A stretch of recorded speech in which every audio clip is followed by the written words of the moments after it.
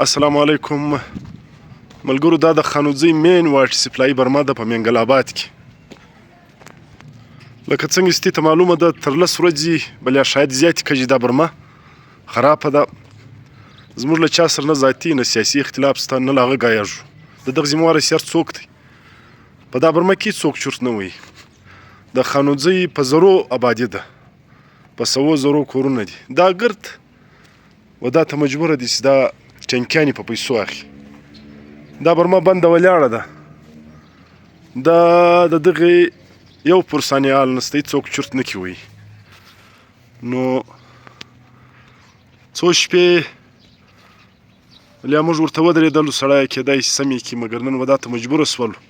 ولې دا د کلي حالات موږ ته معلوم دی، کلی ډېر خواران په منډه دي.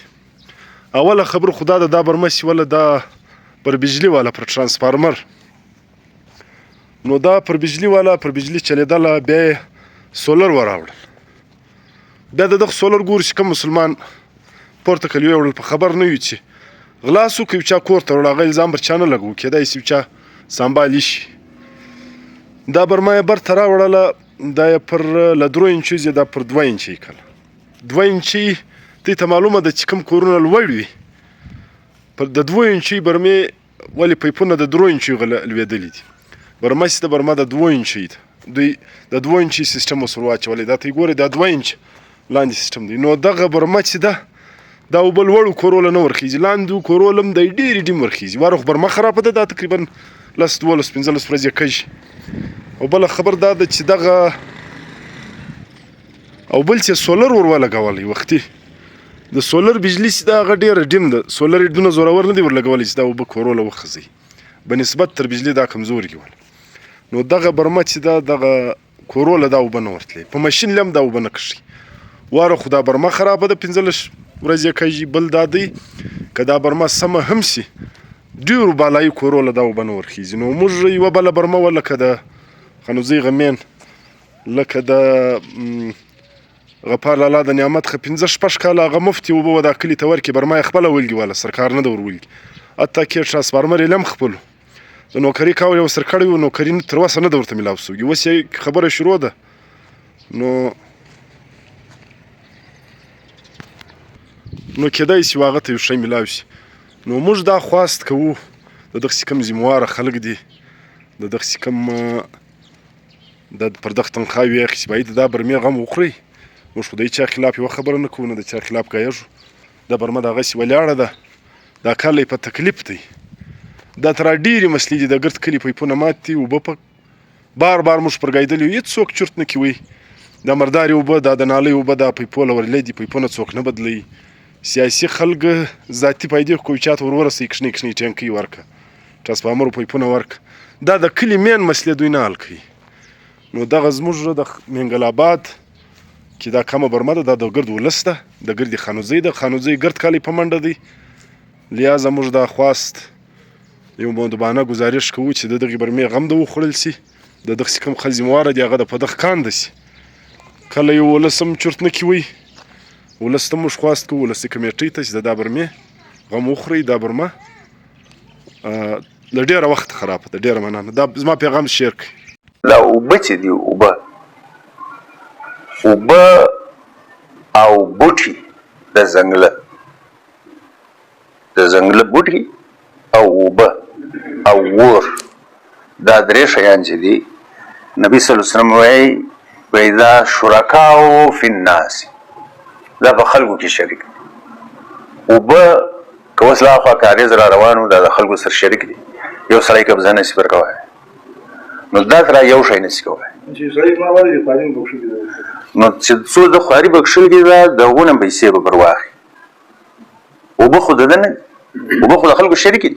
اوس د باوړۍ کښل کې دا 10 لکې پر ګاډي کړي دي، نو ته پر ګنټه 2 ګنټو 3 ګنټو باندې دونې اوبه کښېږده چې هغه 10 لکه ستا پر راسي. چې 10 لکه پر راسوې، له هغه بعد یا د پټرول دی یا د بجلي بیل دی، دغه ادا کوو. زه ته به سره ادا کوو، نور خو دا چې ستا هم دي زما هم دي.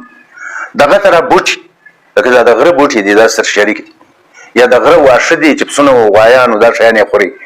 نو دغه کلا چې ورته وایي په عربي کې، نو دا کلا چې دی په دغه کوم شرکت ته یو څوک یې بل چانه ذکر دی چې دا غر خوشموږ دی د دوی خو والا براسي او لخرو بارونه والا یا الله جل خیر دا خوشموږ دی تاسو له ولي ملابم کې ولای ملازم دا درک نور کې بھائی دا آرام دي دا څنګه دل ما ګرځي دا خوشموږ ور شو د موږ دا غرور را باسو موږ خلک را باسي هغه خلک راوړي خلک راوړي او درېم شي چې دی ور اوس دلته دا ور بل کړ دی سړی راځي له دغه ور راځه څو سکر وټي یا لرګي اخیال ته بل ځای ور بلګي نو نه سي منه کوي چراغ دی بل دی اوس یو سړی الته ناس یو سړی دلته ناس ما اوس ما ورور یو خامس دل بدر نو د چراغ ستاسو ما غنست اوس کدی راشي چراغ تکشيني یا لدی چراغ یو بل شی یو سلته ولګي نه سي منه کوي دا ناجایز او بخر سوال ناجایز دي حنفیانو دا اصول ولا جوړ کړی دي چې دا خې هغه وخت ناجایز ویلي چې لڅار اخیزي نو ته ور پرسي کنه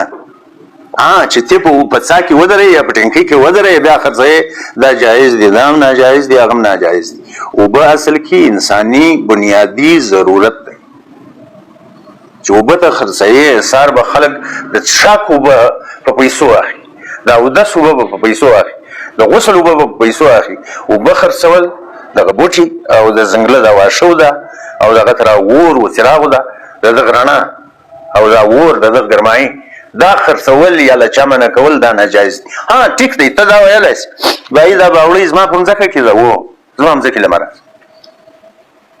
دا ویلای زما ځکه لمر نه بل څوک وراسم دا سره وراسم چې نه زیرا جواب مګر د وګو دغه خرڅلاو یو شي نسته مرسي دغه بوتلو کله نو د سال د الور څنګه شو په دغه کې یو اجي صاحب وسمړ اجي اسناک دغه ویلې ول غاله سوس که سموش په کورو کې بوټي کوي اوس بیا زموږ د کلی غورته وځي بیا یو ټول یا مردا را بوټي کو هغه موږ په سره واخ زي پلاسټیک دوی دغه نو بوټي ولا شیان خرڅول دا ناجایز دي دا مسله دلته څوک نه کوي اوس خلک د کورو په پیسو خلک خرڅي جایز دي او دا شران ګر ناجایز دي دا ناجایز دي وبنه څه خرڅوي کته خدای دې دی کی چې